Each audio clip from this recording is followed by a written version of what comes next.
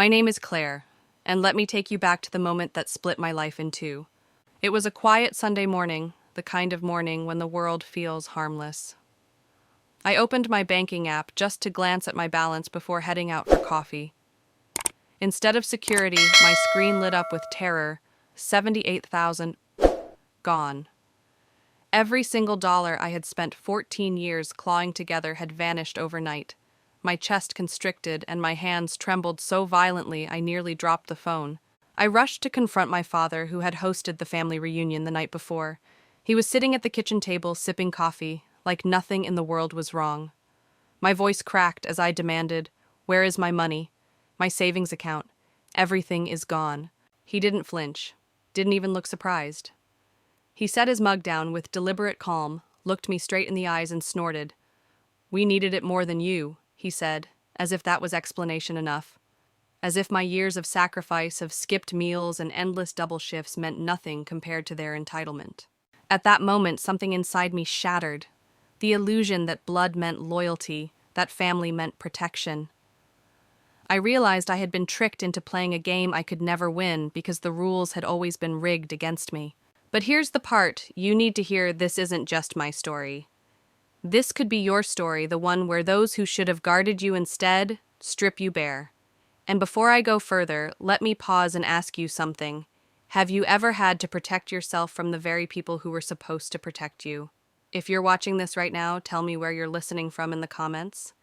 And if you've ever been betrayed by the ones closest to you, hit that subscribe button, because you and I were not alone in this. In that single sentence from my father, "We needed it more than you," wasn't just about money. It was about power. It was about control. And it dragged me backward into memories I had spent most of my adult life trying to bury. Because the truth is, this wasn't the first time he had taken what wasn't his. It was simply the largest theft yet. The ultimate betrayal at the end of a lifetime of smaller ones. That morning was the breaking point, but the story really begins much earlier, when I was just a little girl, clutching a pink ceramic piggy bank, still foolish enough to believe that parents protect what belongs to their child. And so to truly understand how I ended up here, you need to know where it all began. I was only 6 years old the first time I learned what it meant to be stolen from by the very people meant to keep me safe. It was my birthday, and my grandmother had given me crisp bills folded neatly into a card.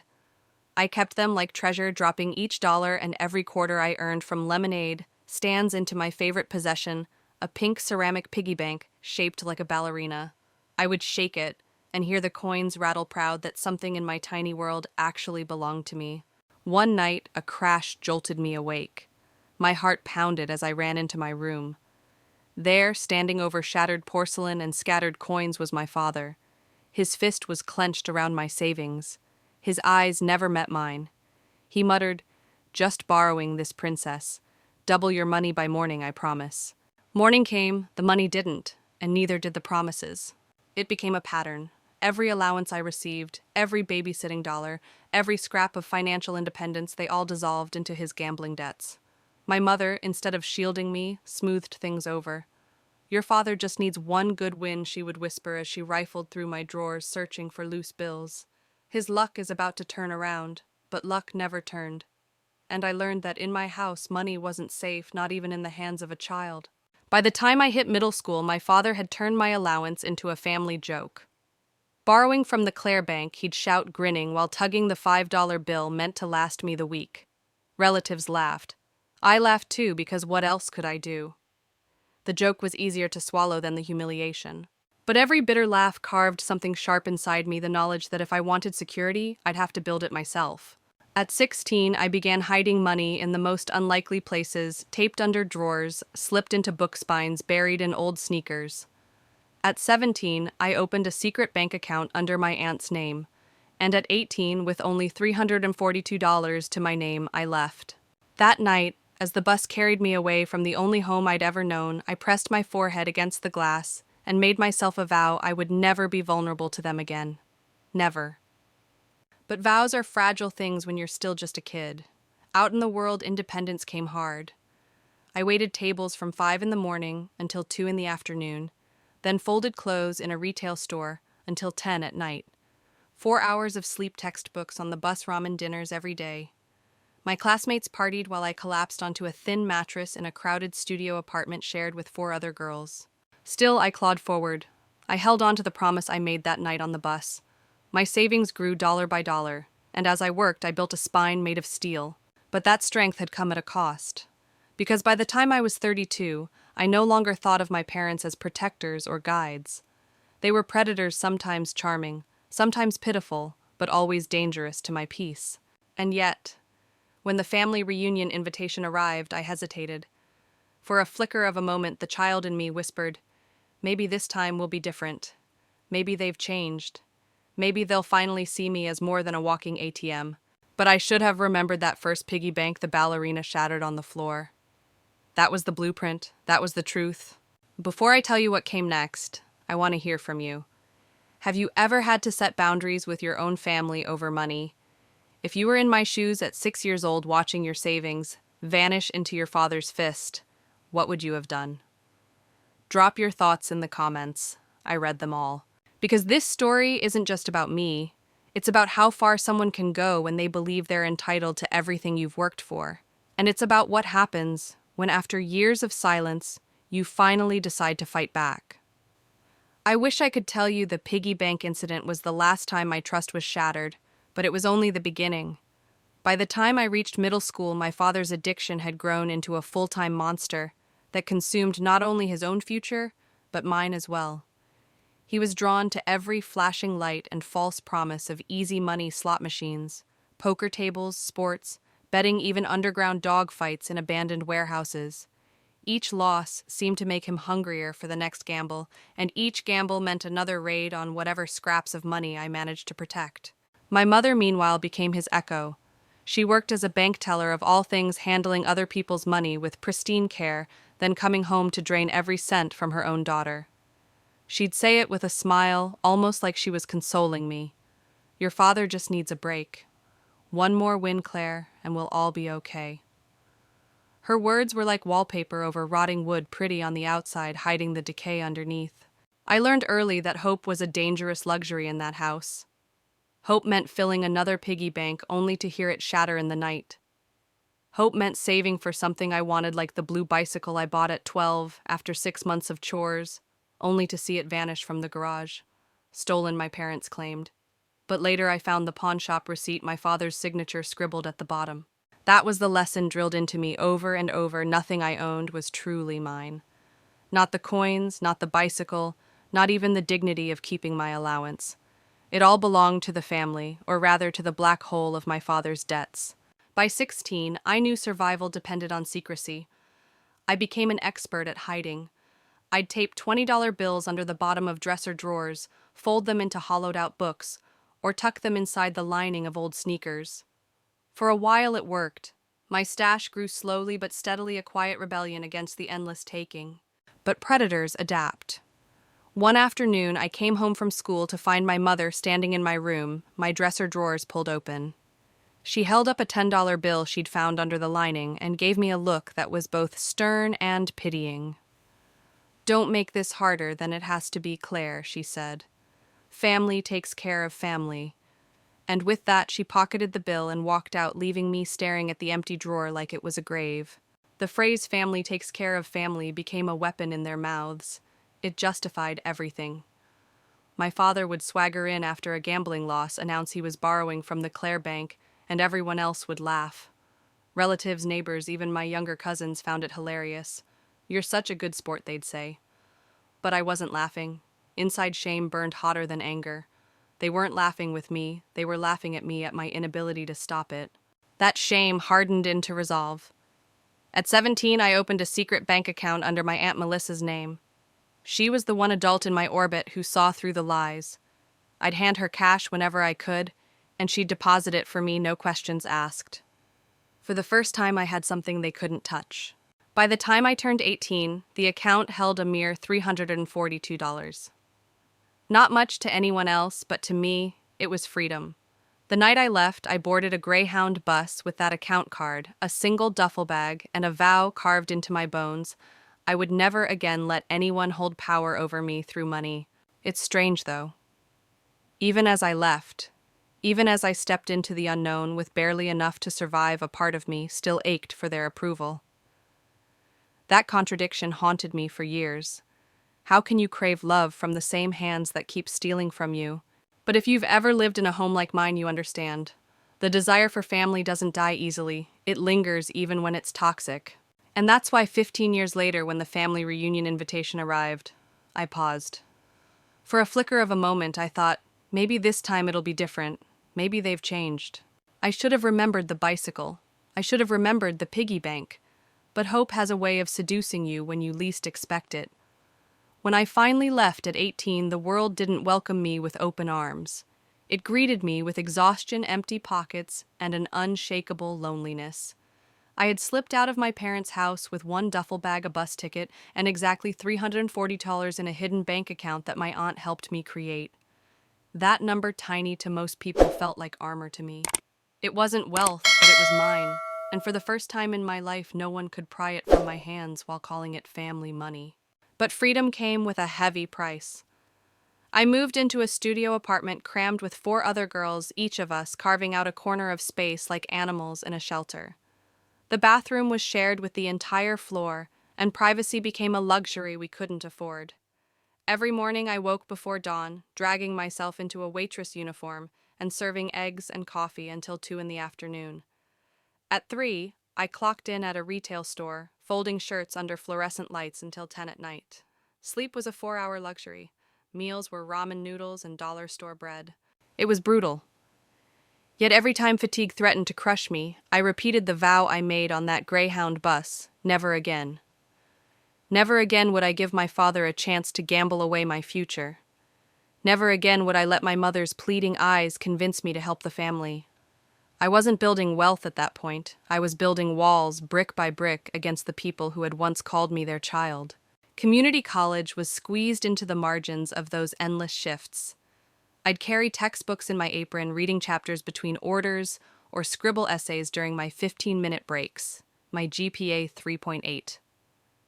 I didn't know how I managed it, except that failure wasn't an option. The hunger in my stomach paled compared to the hunger for independence in my chest. By my junior year, the grind began to pay off. I landed a marketing internship, an opportunity that felt as fragile and precious as glass. My boss, a woman named Vivian, saw something in me I had never allowed myself to acknowledge potential. She mentored me, fought for me, and when the internship ended, she wrote a recommendation that carried me into my first real job. That's when the shape of my life began to change. Slowly, painfully, but with a momentum I refused to lose. Entry-level positions became promotions. Promotions became titles. My resume grew, and so did the balance in my savings account. Not overnight, not in the flashy, lucky ways my father always imagined, but dollar by dollar, hour by hour, sacrifice by sacrifice. Through those years, I lived simply. While my colleagues bought new cars and posted vacation photos from exotic beaches, I drove the same dependable sedan and lived in the same one-bedroom apartment. Every penny I didn't need went into savings or investments. I wasn't just building money, I was building freedom. By the time I was 32, that freedom had a number attached: $78,000. To some, it was a down payment on a house. To me, it was proof. Proof that I could claw my way out of the pit my parents had dug for me. Proof that discipline could build what gambling destroyed. Proof that I was more than the girl with a shattered piggy bank. And yet even then, even with years of distance and discipline behind me, there was a wound that never fully closed. The desire for family doesn't disappear just because you know they're toxic. It lingers. It whispers.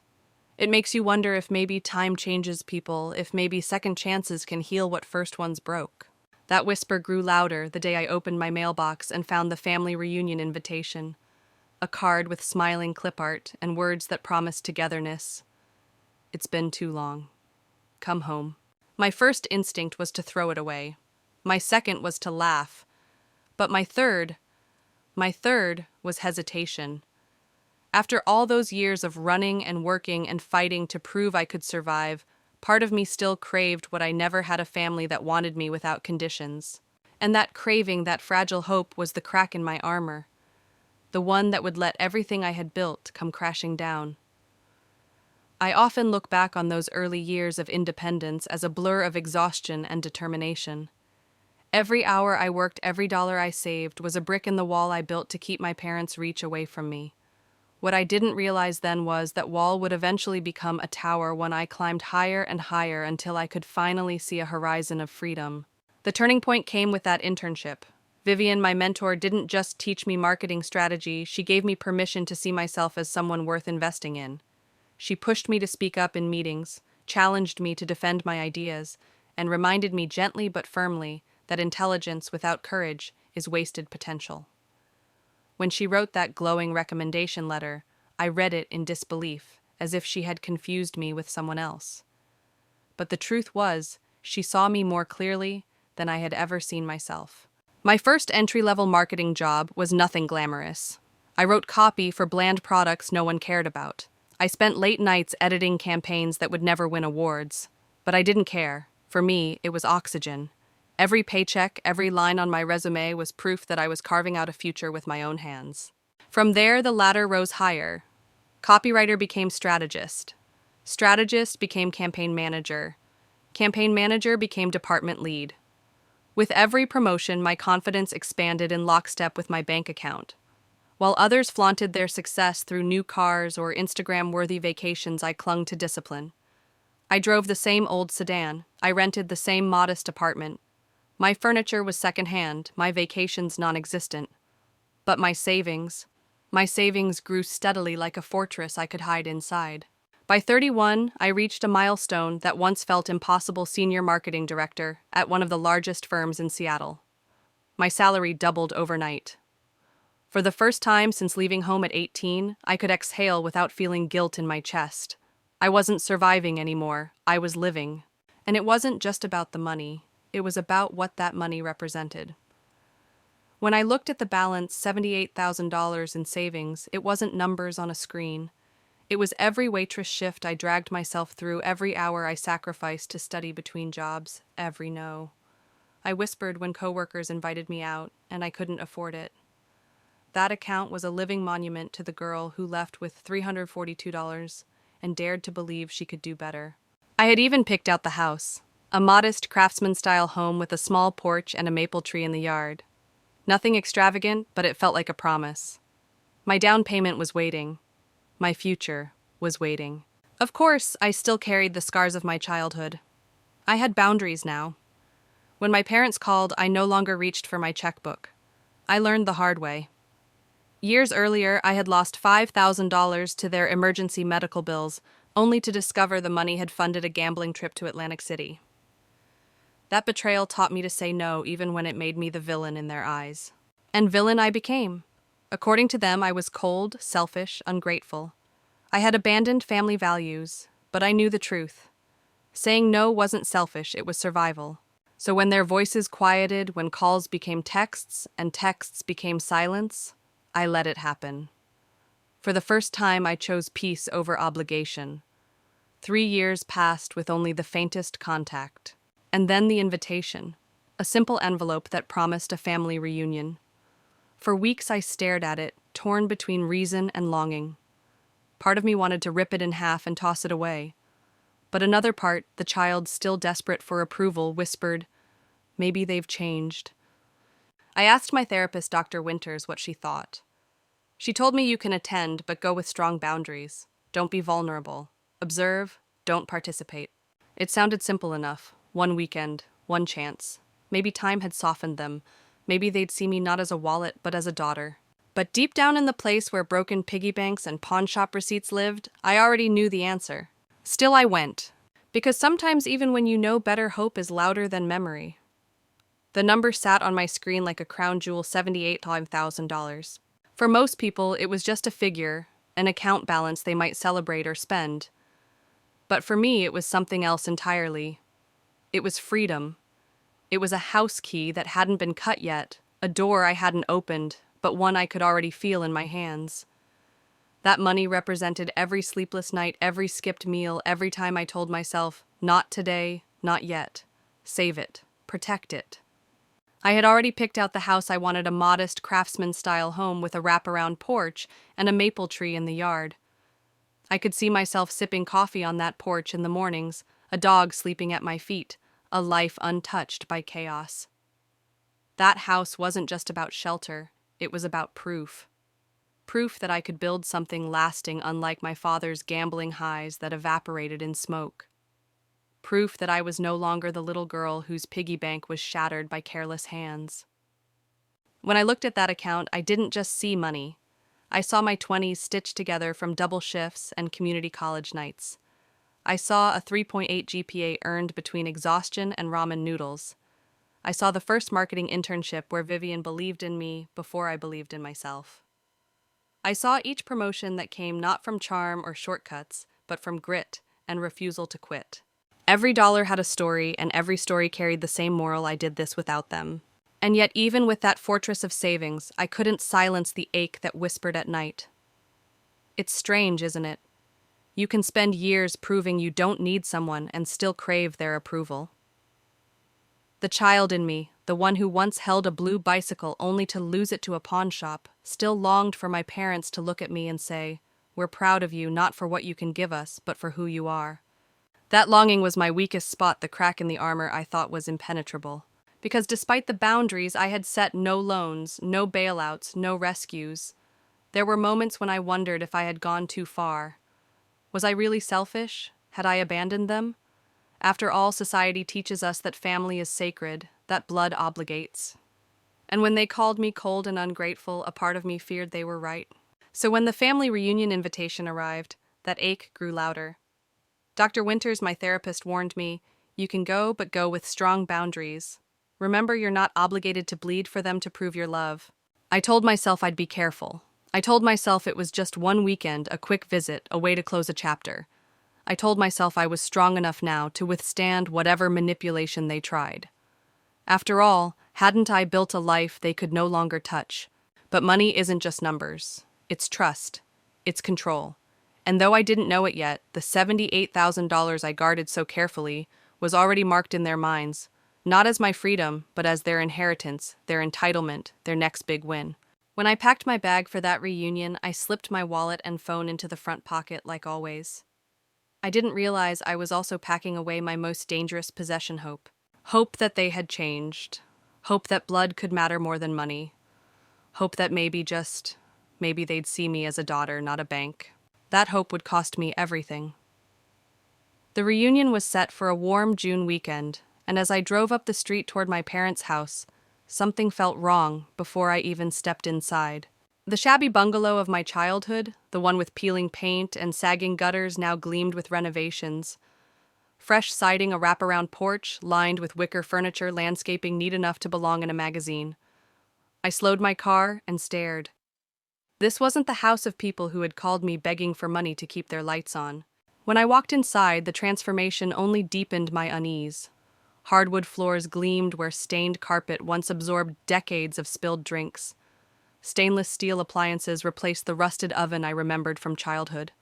A 70-inch television dominated the living room wall.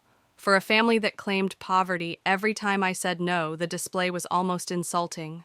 But before I could even process it, my mother appeared in the doorway, arms open, smile painted on like stage makeup. "Claire," she exclaimed, pulling me into a hug that smelled of expensive perfume. "Our successful daughter is finally home." The words felt wrong in her mouth. She had never once before called me successful. Inside the kitchen, cousins I hadn't seen in years chased each other between tables piled with catered food my mother claimed she had prepared herself. My father spotted me across the room, booming with exaggerated pride. "There she is, the big career woman. Come give your old man a hug." He draped an arm around me and paraded me through the house like a trophy. Smart as a whip, just like me. Director of Marketing. Can you believe it? Everywhere I turned, they showered me with praise questions and attention. My mother asked detailed questions about my job, my apartment, even my old boyfriend. Too detailed. "Are you still seeing that investment broker?" she asked casually, but her eyes were sharp. My brother Jacob, who had always kept his distance like me, pulled me aside. "Be careful," he muttered. "Mom's been asking a lot about your finances. Too much." A chill crept down my spine. Still, when I sat beside my father at dinner, basking in his rare attention as he listened to me talk about work, I felt a flicker of something dangerous pleasure. For a brief moment, I let myself imagine this was what it could be, like a normal family proud and connected celebrating each other instead of tearing each other apart. The illusion cracked quickly. After dinner, my mother pulled out an old photo album smiling at a picture of 12-year-old me beside my blue bicycle. She was so independent even then, she said fondly. What she didn't mention was how that same bicycle had vanished weeks later, pawned by my father. My father chuckled, sliding seamlessly into his true motive. Speaking of independent, how's that investment portfolio of yours doing? His eyes gleamed in a way that made my stomach twist. I hesitated, but the warmth of the evening made me careless. I admitted I had switched advisors, that my new portfolio had grown with tech stocks. His whistle cut through the chatter. Smart girl. Bet you've got a nice nest egg growing. Aunt Melissa's voice cut sharp across the table. She works hard for every penny, Robert. But the questions didn't stop. Relatives chimed in. How much do marketing directors make? Was I planning to buy property soon? Would I help Jacob with loans? It was a financial interrogation disguised as family chatter. By midnight, my body was heavy with fatigue, my mind foggy from the endless scrutiny. I excused myself, retreating to the guest room. As I slipped my purse into the bedside drawer, I felt something I hadn't felt in this house for decades: hope. A fragile hope that maybe, just maybe, this family could be different. But I should have known better. The warmth was an act. The praise was bait. Every question, every smile, every false gesture of love had been a step in the plan. I didn't realize it then, but that night would be the last time I ever mistook their attention for affection. Because what waited for me the next morning wasn't reconciliation. It was betrayal, sharpened to perfection. The morning sun spilled through lace curtains, but instead of peace, it brought unease. I reached instinctively for my purse in the nightstand drawer and froze. The zipper was half open. My stomach dropped. I knew with absolute certainty that I had zipped it shut before bed. Slowly, I pulled it open. My wallet sat askew. The cards inside shifted. My phone, which I had left charging on the dresser, was no longer where I placed it. Instead, it rested beside my purse, the lock screen glowing faintly, as though it had just been handled. Panic prickled at my skin. I unlocked it. Recent apps, banking email open, my breath caught. Someone had been inside my accounts. I bolted upright, scanning the room. The door lock was flimsy, laughably easy to pick. My heart thudded as I remembered every too smooth smile from the night before, every probing question. It wasn't paranoia. They weren't interested in reconciliation. They wanted access. I dressed quickly and marched to the kitchen, clutching my phone like a weapon. My father sat at the table with a mug of coffee, reading glasses perched on his nose, scrolling his phone with unusual focus. He didn't look startled when I entered, just lifted his eyes lazily. Morning, kiddo. Did you go through my things? My voice shook with both fury and fear. He didn't flinch. Instead, he smirked. Why would you say that? Because my banking app was open. My purse was unzipped. Don't play dumb with me. The kitchen went silent. My mother appeared, apron still tied, her smile brittle. Claire, sweetie, no one here would violate your privacy. Maybe you just forgot to close it. Forgot I'd spent years guarding those accounts like fortresses.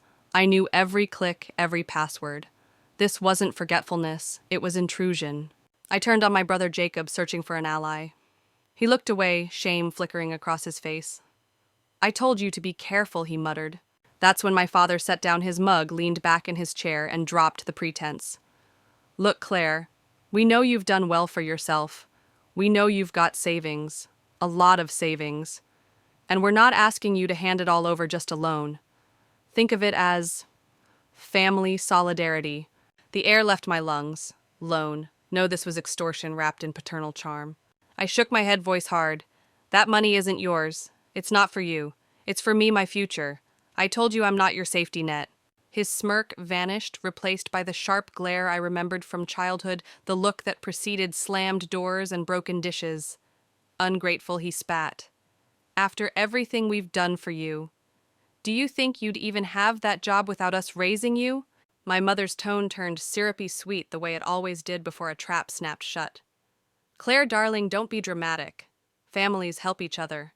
And when your father logged in this morning... I gasped. You admit it. She blinked, realizing her slip, then stiffened. It's just numbers. We only wanted to see how much room you had to spare. That was the breaking point. Every ounce of nostalgia, every fragile shred of hope I'd carried into this house shattered. They hadn't changed. The renovations, the smiles, the questions, it was all smoke and mirrors designed to lure me into lowering my guard. I grabbed my purse, my phone, my keys. My father's voice chased me down the hallway. "You'll regret this, Claire. That money won't keep you warm when you've got no family left." I didn't answer. My hands shook as I started the car, my heart pounding so hard I could barely see straight. As the house shrank in my rearview mirror, so did the illusion. I wasn't their daughter in their eyes.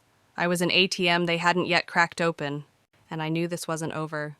Families like mine didn't stop when you said no. They sharpened their knives and waited for another opening. The drive back to my apartment felt endless. The whole way I kept checking my phone, half expecting to see more signs of tampering. By the time I stepped through my own front door, my body was trembling with rage and exhaustion. I thought I was safe, but that night proved me wrong. It started with the buzzing of my phone on the kitchen counter. Unknown number. I ignored it. Seconds later, another call, then another. I finally picked up only to be met with silence followed by faint breathing. My stomach flipped. I hung up, blocked the number, but more calls came in. By midnight, emails began arriving in my inbox. They weren't outright threats, at least not at first. They were reminders from my father. "Families should support each other," one read. "We raised you, we deserve some help." Another email listed a number the exact balance of my savings account. My hands went cold. He had copied the numbers down before I caught him. I barely slept, jumping at every sound in the hallway. The next morning, I woke to banging on my door. My landlord, looking uneasy, said my parents had shown up at the building asking which unit I lived in. He'd turned them away, but his warning was clear. Keep your family drama off the property. Family drama, if only he knew the stakes. That evening, Jacob called. For a moment, I thought it was to check on me, but his voice was tight rehearsed. "Claire, Mom says you're overreacting. They just want a chance to explain. Could you meet them tomorrow, neutral place? The diner on Maple." I hesitated. Everything in me screamed trap, but Jacob's voice softened. "Please, I don't agree with what they did. Just give them one more chance." Against my better judgment, I said yes. The next day, I walked into the diner with my guard up. My parents were already seated, dressed neatly, smiling as if nothing had happened. My mother slid a plate of pancakes toward me, a ritual from childhood. "Eat, sweetheart. Let's talk calmly." I didn't touch the food. My father leaned in, lowering his voice. "We're not villains, Claire, but you have resources. We don't. Isn't it fair you share a little? What's a few 100,000 to you? To us, it's survival." The words landed like a hammer. A few 100,000. They weren't asking, they were demanding. I clenched my fists under the table. "You stole my information. You broke into my accounts, and now you're here demanding more. Do you hear yourselves?" My mother's eyes hardened. "If you walk away from this table, don't bother coming back. You'll have no family left." And that was when it hit me with brutal clarity. They were using love as currency, and I could never afford the price. I stood, pushing back my chair. If family means manipulation, theft, and threats, then you're right, I don't have one. The diner went silent as I walked out, leaving them staring after me. My heart was racing, but my steps grew steadier with each stride. Outside, I paused, the cool air filling my lungs. It wasn't relief, not yet.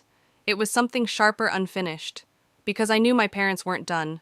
They had information leverage and no shame in using it. And the more I thought about it, the more I realized they wouldn't hesitate to cross even darker lines. I had walked away from the diner, but I hadn't walked away from the war. And part of me knew the next strike would come soon, and it would cut deeper. I couldn't shake the feeling that my life was no longer mine. Even in my own apartment, the shadows felt like eyes watching, waiting. A week after the diner confrontation, the first real strike landed. It came in the form of an envelope slipped under my door. No return address, just my name scrawled in sharp, angry strokes. Inside, I found a stack of printed screenshots, my bank balances, my work emails, even photos of me entering and leaving my building. A note lay on top, written in my father's unmistakable hand. "Help us or the world will know everything." My knees buckled. They weren't just invading my privacy, they were threatening exposure, humiliation. If my employer saw any of this, if clients lost trust in me, my career could be destroyed overnight. That night, I barely touched my dinner. My phone buzzed with another unknown number. Against reason, I answered. My father's voice slithered through the line. We're not asking for much, Claire. Just transfer what you can. Keep it quiet and nobody has to get hurt. Nobody has to get hurt. The phrase echoed in my head like a gunshot. I hung up and sat in silence weighing options. Should I go to the police, but how could I prove it? These were my parents. To the outside world, they were just a struggling couple asking for help. Who would believe the story of extortion and surveillance? Desperate for grounding, I reached out to Jacob. His voice was shaky when he picked up. Claire, I didn't know they'd go this far. I swear I never agreed to it. Then help me, I whispered. Tell me what they're planning. He hesitated, then confessed. They've been talking about selling the information to debt collectors, maybe even worse. They think if you won't give them money, someone else will pay to ruin you. The room spun. My own family was willing to auction off my life. But even through the fear, a new emotion stirred defiance. If they wanted a war, I would give them one. Not by playing their game, but by changing the rules. I spent the next day combing through every account, locking down passwords, enabling security features I'd ignored before. I called my bank, flagged suspicious activity, froze transactions. I warned my employer, cloaking it as a potential data breach so they'd stay alert. For the first time, I wasn't just reacting, I was preparing. But the calls didn't stop. The notes under my door grew more desperate, more venomous. We made you, Claire. Without us, you're nothing. Money is replaceable. Blood isn't. Don't betray your blood. Each word was a knife aimed at my resolve. Yet with each threat, I felt something shift inside me. Their power was slipping. The more they revealed their desperation, the clearer it became they needed me more than I would ever need them. Still, I couldn't deny the fear that clawed at me when I lay awake at night. What if they came here? What if they forced their way in like my father had when I was a child, breaking down doors to prove his dominance? One evening, as rain battered against the windows, I thought I heard footsteps in the hallway. My heart leapt into my throat. I crept to the peephole and froze. My mother stood there, drenched, mascara streaked, holding a grocery bag like some warped peace offering. She knocked softly. Claire, sweetheart, open the door. Let's talk. I brought food. I don't want to fight anymore. But I knew better. This wasn't reconciliation, it was reconnaissance. The bag was probably empty, the tears rehearsed. I didn't move, didn't breathe. Eventually, she left, her footsteps fading into the storm. I backed away from the door spine pressed against the wall. The war had reached my doorstep. And in that moment, I realized something terrifying, but liberating. I couldn't just defend myself anymore. I had to strike back. The morning after my mother's storm-soaked visit, I woke up with a knot in my stomach that no amount of coffee could untangle. I stared at the fogged window, the city still dripping from last night's rain, and thought, if I wait any longer, I'll lose everything. My career, my safety, maybe even my sanity. I spent that day drafting a plan not to run, but to fight. Running would only leave me haunted, checking every corner for ghosts that wore my parents' faces. I needed to gather evidence to finally show the world what they were. First, I set up hidden cameras in my apartment. Small, nearly invisible lenses tucked into shelves and corners. If they ever forced their way in again, I'd have proof. Second, I bought a cheap recording device that I slipped into my purse. Every conversation with them from now on would be documented. The hardest part came next, bait. That evening I called my father. My hands shook so badly I nearly dropped the phone, but I kept my voice steady. Fine, I said. I'll help, but I need to know how much you want. There was a pause, then a sharp exhale that sounded like victory. That's my girl. Meet us tomorrow. Same diner. Bring your laptop. When the line went dead, I sat in silence, staring at my reflection in the darkened window. I wasn't the obedient daughter they thought I was. This time, I would be the trap. The next day, I walked into the diner with my laptop tucked under my arm. They were waiting in the booth, my father's eyes gleaming, my mother's hands folded in mock tenderness. Sit, my father ordered. Let's make this quick. I slid in pressed record on the device hidden in my purse and opened the laptop. He rattled off instructions, transfer this move that don't tell anyone. My mother leaned closer, whispering, If you love us, Claire, this is nothing. Every word, every threat, every manipulation was captured. My pulse hammered, but I kept nodding, playing the role they needed me to play. When the transaction failed thanks to the freeze I'd placed on my accounts, they grew impatient. You're stalling, my father snapped. You think we're fools, do this now or the emails go public. I closed the laptop, my heart pounding so loudly I thought it might give me away. You're threatening me, I said carefully. You're extorting your own daughter. Do you even hear yourselves? My father's face twisted, his voice dropping to a growl. Don't you dare turn this on us! You owe us! That was the moment I ended the act. I stood leaving the laptop, closed the recording device still running. No, I don't owe you anything anymore. I walked out before they could react, my knees trembling, adrenaline burning through me. Outside, I sucked in the cool air like a drowning woman breaching the surface. Back at home, I listened to the recording. Every venomous word was crystal clear. It was enough not just to prove their manipulation, but to protect myself legally. For the first time, I felt like I had a weapon. Still, fear gnawed at me. What if they realized what I'd done? What if they escalated? They were unpredictable, dangerous in their desperation. That night, Jacob called again. His voice broke with guilt. Claire, they're furious. They know something went wrong at the diner. Please, whatever you're planning, be careful. Jacob, I said softly, I don't need you to protect me anymore. I need you to choose. Are you with them or with me? There was silence, then a whisper, with you, always with you. It wasn't a solution, but it was a start. I turned off the lights, sat in the glow of my laptop, and stared at the recording file. My parents thought they held all the cards, but for the first time in my life, I was the one holding proof leverage power. And I swore to myself that night I would use it. Because this wasn't just about surviving their games anymore. It was about ending them. I didn't sleep that night. The recording sat on my laptop like a ticking bomb, both terrifying and liberating. For the first time, I had tangible proof that my parents weren't victims, they were predators. But proof is only as powerful as what you do with it.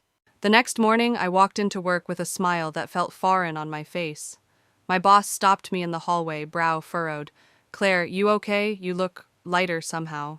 I shrugged, trying to downplay it, just finally handling some personal stuff. But inside, I was boiling with energy. I spent the day researching legal options, scrolling through forums about financial abuse, extortion, and cyber harassment. I learned words I never thought I'd need: restraining order, cease and desist, digital forensics. For once, I wasn't helpless, I was building an arsenal. That evening, Jacob came over. He looked worn out, his hoodie pulled tight around his shoulders as if he were hiding from the world. I don't know how much longer I can live like this, he admitted. They're suffocating me too. Then let's suffocate them back, I said. I played him the recording. His eyes widened, his face paling with each second. When it ended, he whispered, Claire, this is everything. With this, they can't deny what they've done. But his next words struck me harder than I expected. Are you ready for what happens after? Because once this is out, there's no going back. They'll be exposed, destroyed. I looked at him at the fear in his eyes, and realized he still carried a thread of loyalty to them, a thread I had cut long ago. They destroyed themselves the moment they chose greed over love, I said flatly. The next step was riskier, confronting them with the evidence. Not to give them a chance to weasel out, but to watch them squirm, to let them know they no longer controlled the narrative. I texted my father, we need to meet, tonight, my terms. His reply came quickly. Finally, where? I chose a public park, open, well-lit, full of people. No more diners, no dark corners where they could corner me. Jacob insisted on coming, hovering a few benches away as my silent backup. When my parents arrived, I didn't let them speak first. I pulled out my phone, tapped play, and let the recording spill into the air. Their own voices, accusing, threatening, demanding. My father's face turned red, my mother's hand flew to her mouth. You little, he started, but I cut him off. Try me. This recording is already backed up in 3 places. You can't touch me anymore. If anything happens to me, it goes straight to the police. They stared at me, stunned.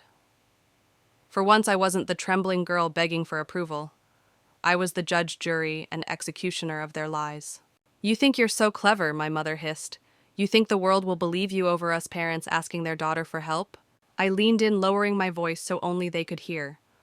The world doesn't see parents. It sees extortionists, criminals, and now I have proof. For a long, tense moment, nobody moved. Then, to my surprise, my father laughed, low, bitter, defeated. You've changed, Claire. You're not our daughter anymore. No, I said quietly. I'm finally your equal, and you hate it.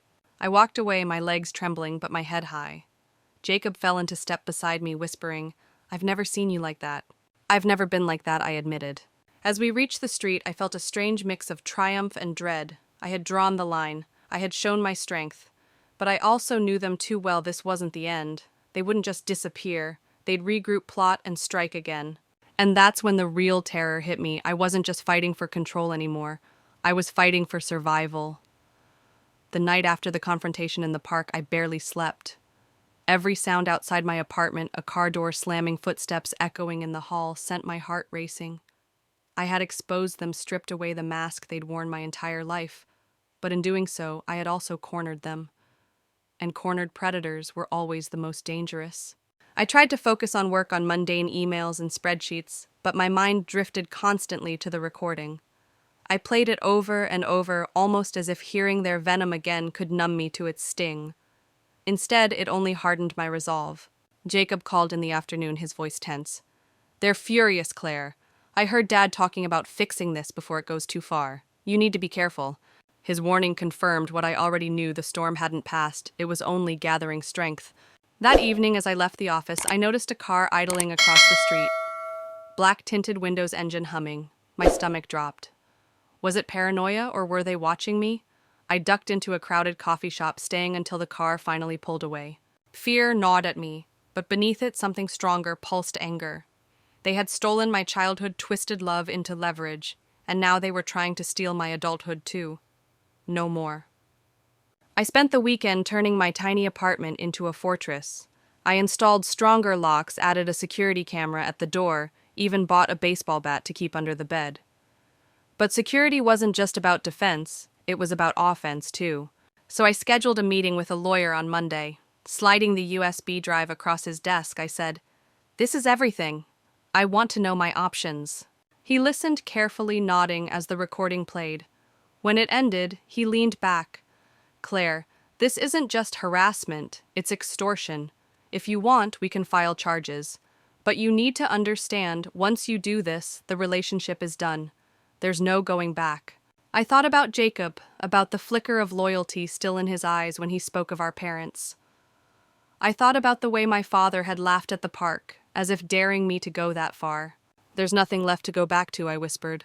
Walking out of that office, I felt lighter and heavier all at once. Lighter because I had a plan. Heavier because I knew it meant war. That night I called Jacob. I met with a lawyer. "I'm pressing charges."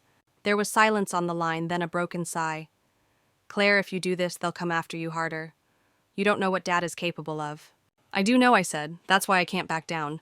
He didn't argue, but I could hear him breathing, could feel the weight of his torn loyalty pressing through the phone.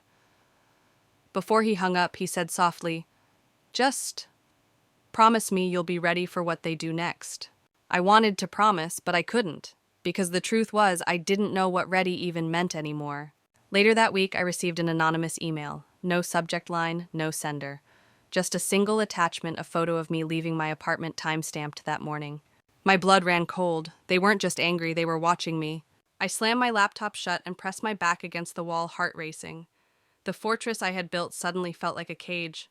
I realized then this wasn't just about proving the truth anymore. This was survival. But here's the thing, I wasn't going to let them break me. Not this time. If they wanted a war, I would give them one. And deep down, I knew the next move they made would change everything. The email with my photo haunted me. I didn't just feel watched, I was watched. Every time I stepped outside, I scanned the sidewalks, the rooftops, the passing cars. My parents had always controlled me with shame and guilt, but now they were escalating into intimidation. By the third night, paranoia gave way to clarity. If they were watching me, I had to watch them back. So I parked a borrowed car 2 blocks from their house, camera ready. My hands shook as I snapped photos of who came and went. The irony wasn't lost on me. I had become the spy, turning their tactics against them. That's when I caught a man I didn't recognize slipping inside through the side door carrying a thick envelope. His face was hardened professional. Not family, not a friend. This was business. I leaned back in the seat, heart hammering. Were they paying someone for what, to dig up dirt on me, to scare me worse? The next morning I confided in Jacob. His face went pale. "Claire, I think I know who that is. Dad's been bragging about hiring someone private muscle, not legal. He's trying to shut you down before you ruin everything." It hit me then the stakes weren't just emotional. My parents weren't afraid of losing me. They were afraid of losing their money. Somewhere in their empire of lies, there was more to hide. That night, Jacob showed up at my apartment with a battered shoebox. He placed it on the table like it was radioactive. "I can't keep this secret anymore. I found it in Dad's study months ago." Inside were bank statements, contracts, and a ledger filled with names and numbers that didn't add up. Offshore accounts, shell companies, payments to people whose roles weren't clear. My father wasn't just extorting his children, he was laundering money on a scale I couldn't comprehend. I sat frozen, staring at the papers, my breath shallow. Jacob, this isn't just family drama. This is federal crime. He nodded grimly. Which means once you go forward, it's not just us who'll come for him. It's the government. The realization burned through me. This was the twist I hadn't seen coming. All those years of manipulation weren't just about keeping control of me. They were about keeping their empire intact. I wasn't fighting against parents anymore. I was up against criminals who would stop at nothing. For the first time, fear threatened to drown me. If they'd already hired someone to watch me, what would they do once they realized I had this? Jacob grabbed my hand. You can't handle this alone. You need allies, real protection. He was right. I wasn't a soldier. I was just a woman with scars and a flash drive. But maybe that was enough if I played it smart. That night, I made copies of everything, uploading it to encrypted cloud drives. One copy to my lawyer, one set mailed anonymously to a journalist. Insurance. If they tried to silence me, the truth would scream louder. Still, sleep didn't come. Every creak of the building made me flinch. At 2 a.m., I heard footsteps in the hall, too slow, too deliberate. I clutched the bat under my bed, pulse pounding in my ears. The steps paused outside my door. A shadow blocked the crack of light. And then silence. I didn't breathe until dawn. By the time the first light spilled into my apartment, I knew the fight had shifted.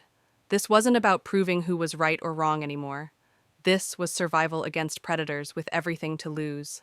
But I also knew something else: they had underestimated me my whole life. And maybe, just maybe, that would be their downfall. The morning after the shadow lingered outside my door, I made my choice. No more hiding, no more second-guessing. The shoebox of documents Jacob had given me was a weapon, and for the first time I was ready to use it. I met my lawyer downtown the city, buzzing with its usual noise, but inside that quiet office the world felt suspended. I slid the copies across the desk, my voice steady. This isn't just extortion, it's laundering. Offshore accounts. Fraud. And they've already hired someone to scare me. He leaned forward, his tone calm but firm. Claire, once I hand this over to the authorities, there's no way to control the outcome. You'll be safe, but your parents, their empire will collapse. Are you prepared for that? I closed my eyes and thought of every night I'd cried myself to sleep as a child, every dinner table insult, every manipulation disguised as love. They had taught me loyalty meant obedience, and that freedom was selfish. Now I finally understood freedom was survival. Yes, I whispered, let it collapse. Within hours, the gears began turning. Federal investigators took the evidence. My parents' accounts were frozen. Their associates started disappearing, retreating like rats, abandoning a sinking ship. But it wasn't smooth. That night, my phone lit up with a dozen missed calls. Jacob's voice message was ragged. Claire, Dad knows. He's furious. He says he won't go down without taking you with him. My blood ran cold, but I forced myself to breathe. I had expected this. That's why I'd planted the insurance. The journalist had already received everything. By sunrise, headlines screamed across every major outlet: suburban power couple at the center of money laundering investigation. Their faces were splashed everywhere, their legacy reduced to scandal. When I saw the story break, a strange silence filled me. It wasn't triumph. It wasn't relief. It was the hollow quiet that follows an explosion. I had detonated the truth, and the smoke was only beginning to clear. The fallout was immediate. Friends who once praised my parents' success vanished. Former allies issued statements of shock. My phone buzzed nonstop, reporters, distant relatives, even strangers who'd survived their own toxic families. But the call that mattered came from Jacob. His voice was soft, broken. They're done, Claire. They're never getting out of this. But you're free now. I thought about that word, free. It didn't feel real yet. My apartment still smelled of fear. My body still flinched at shadows. But for the first time, the chains around my chest loosened. In the days that followed, I started reclaiming little pieces of life. I took long walks without looking over my shoulder. I cooked a meal just because I wanted to. I even laughed, a small, shaky sound, but real. One evening, I sat with Jacob on a park bench, watching children play under the golden haze of sunset. You know, I said quietly, for so long I thought I was fighting for them to love me. But I wasn't. I was fighting for the right to love myself without their permission. He nodded, eyes glistening. And you won. Did I? The scars remained, but maybe victory wasn't about erasing them. Maybe it was about walking forward anyway. And to you watching this story unfold, maybe you felt trapped too by people who confuse control for love. Maybe you've wondered if breaking free is worth the cost. Let me tell you it is. Freedom is messy, it's painful, but it's yours. So if this story resonates, don't just watch, join the conversation. Share your thoughts, subscribe. Be part of a community where voices like ours can't be silenced. Because in the end, my story isn't just about the fall of a corrupt family. It's about the rise of a single voice that refused to be broken. And maybe, just maybe, it's a reminder that your voice can rise too. After the storm had passed, life didn't suddenly become perfect. Healing isn't a switch, it's a slow sunrise. For weeks I woke still expecting the phone to ring with threats or to hear footsteps in the hall at night. But day by day the fear lost its grip. I planted a small garden outside my apartment. At first it was just a few pots of herbs, but soon flowers began to bloom, color spilling across the concrete. Watching them grow reminded me that beauty doesn't need permission, it simply claims its space in the world. Maybe I was like that too. Jacob and I began meeting regularly, not to talk about the past, but to build something new. We laughed about small things, made plans for trips, and allowed ourselves to dream. For the first time, I wasn't carrying the weight of a family's expectations. I was carrying only myself, and that was enough. Freedom didn't mean forgetting where I came from. It meant refusing to let it define me anymore. And maybe that's the quiet lesson I hope you take from my story. You don't have to stay trapped in roles that hurt you. You don't have to keep playing the part someone else wrote for your life. There will be costs, people will walk away, but on the other side of that loss is something irreplaceable: peace. So as I sit here telling you all this, I can finally say with honesty, I'm not afraid anymore. The chains are gone. And if you're listening, maybe it's time you knew yours can be too.